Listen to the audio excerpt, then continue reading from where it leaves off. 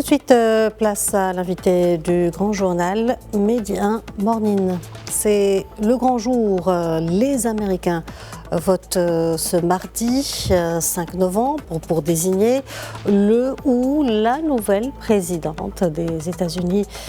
Qui de la vice-présidente démocrate Kamala Harris ou de l'ancien chef d'État républicain Donald Trump succédera à Joe Biden. Quelques 244 millions d'électeurs sont appelés à se prononcer aujourd'hui sur la question. Pour en parler, nous sommes en direct avec Mohamed Rajaï Barakat, expert en relations internationales.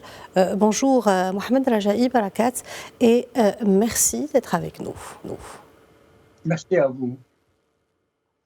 Alors, le suspense est total, comme à chaque élection présidentielle. Tous les yeux sont tournés vers le duel historique entre démocrates et républicains concernant l'identité du futur président américain. Les électeurs sont appelés à voter, à élire leur 47e président.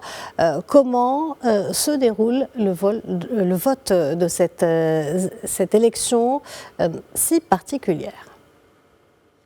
En fait, comme vous venez de le dire, ce système américain, ce système de vote est assez particulier.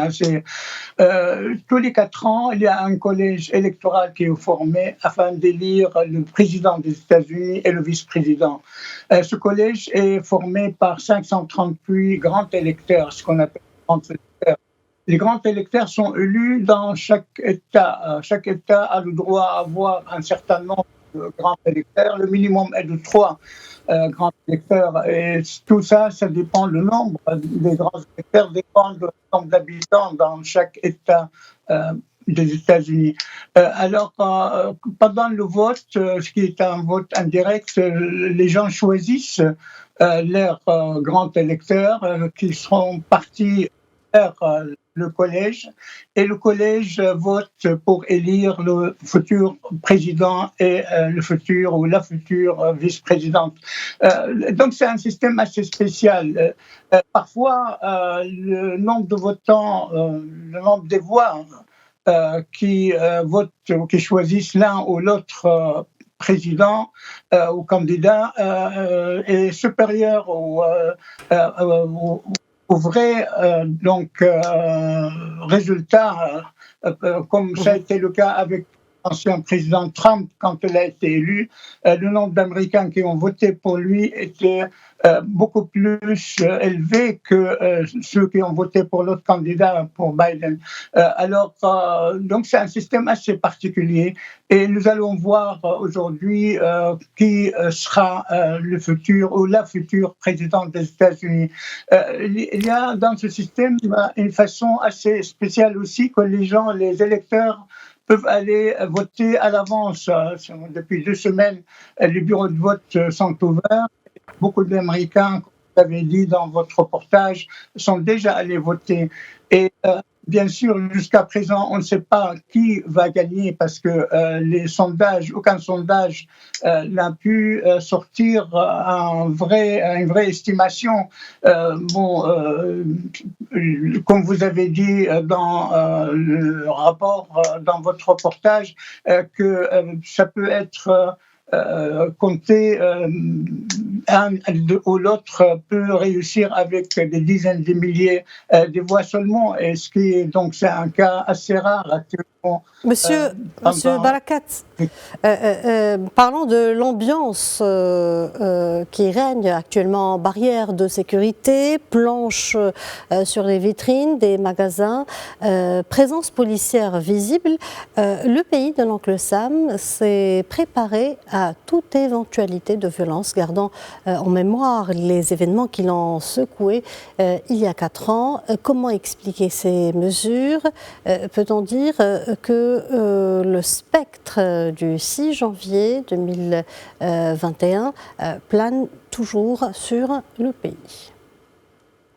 Bien sûr, en fait, l'ancien président, l'actuel candidat républicain Donald Trump avait déclaré à plusieurs reprises qu'il ne va jamais reconnaître les résultats s'il n'est pas gagnant.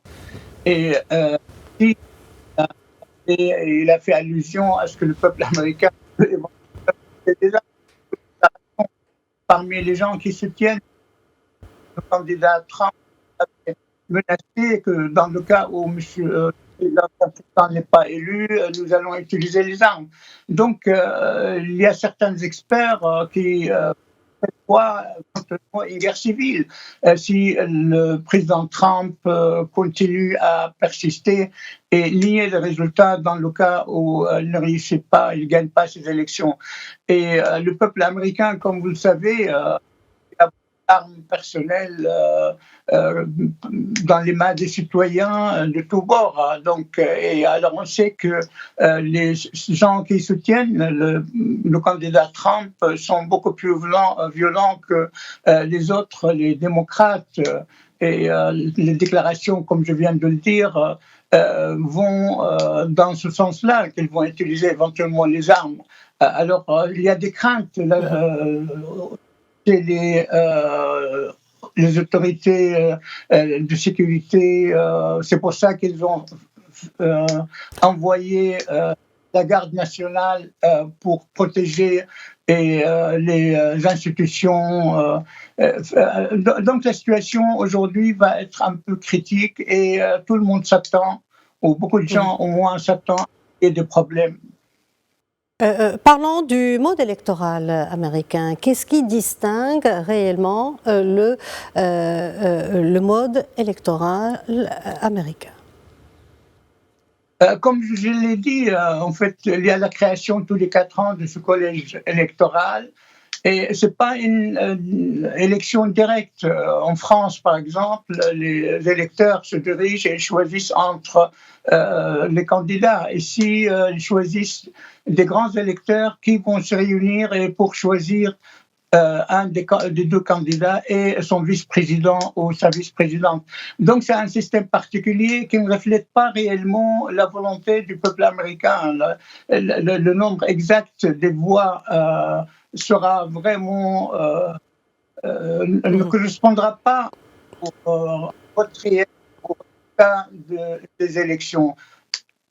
Monsieur Barakat, le système électoral américain fait que seuls quelques États, plus ou moins les mêmes à chaque élection, sont réellement décisifs. Pourquoi l'élection se joue dans une poignée d'États? En fait, pour les élections actuelles, on sait bien que à cause de la position de l'actuel président des États-Unis, passe par exemple en Palestine, à Gaza, beaucoup d'électeurs arabes ou musulmans hésitent maintenant à choisir qui entre Donald Trump ou entre Kamala Harris. Kamala Harris est la vice-présidente. Les positions des États-Unis qui se passent sont très ambiguës, plutôt un soutien total à l'État d'Israël. Alors, les électeurs, par exemple, arabes ou musulmans, hésitent pour qui voter, mais maintenant, ils ont choisi, il y en a beaucoup qui ont choisi de voter pour la candidate verte, alors qui va peut-être avoir 12% comme résultat, mais ce sont des voix qui seront perdues pour les démocrates. Normalement, ces électeurs avaient l'habitude de voter pour le candidat démocrate. Et ça va influencer, je crois, sur le résultat final des votes. Donc, il y a une grande chance que Donald Trump soit réélu à nouveau comme président des États-Unis. Et sa réélection aussi créer une tension de par le monde, pas seulement dans les pays arabes ou les pays du Golfe ou au Moyen-Orient, chez les Palestiniens, mais aussi au niveau des Européens qui ont peur du retour du président Trump. Tout le monde se rappelle quand il était président, les mesures qu'il avait prises c'était pratiquement une petite guerre économique avec les pays de l'Union européenne. Il avait imposé des droits de douane sur les produits apportées par les États-Unis et des pays de l'Union européenne. Il avait critiqué l'Union européenne, il avait critiqué aussi Très l'OTAN. bien. Monsieur Barakat, une dernière question concernant le vote anticipé. Près de 80 millions d'Américains ont déjà voté de manière anticipée par correspondance ou dans les bureaux de vote ouverts depuis des semaines dans certains États. Qui de Donald Trump, selon vous, qui de Donald Trump ou Kamala Harris va profiter davantage de ce vote anticipé? Je crois que Donald Trump va profiter plus de ce vote anticipé. Les électeurs qui sont pro-Trump se sont précipités dans les bureaux de vote afin de choisir l'ancien président Trump. Donc, jusqu'à présent, enfin, je crois que le président Trump a plus de chances que Kamala Harris de gagner, de remporter ces élections. Mohamed Rajaï Barakat, merci infiniment pour cet éclairage. Je vous remercie d'avoir répondu à nos questions. Je rappelle que vous êtes expert en relations internationales. Merci à vous.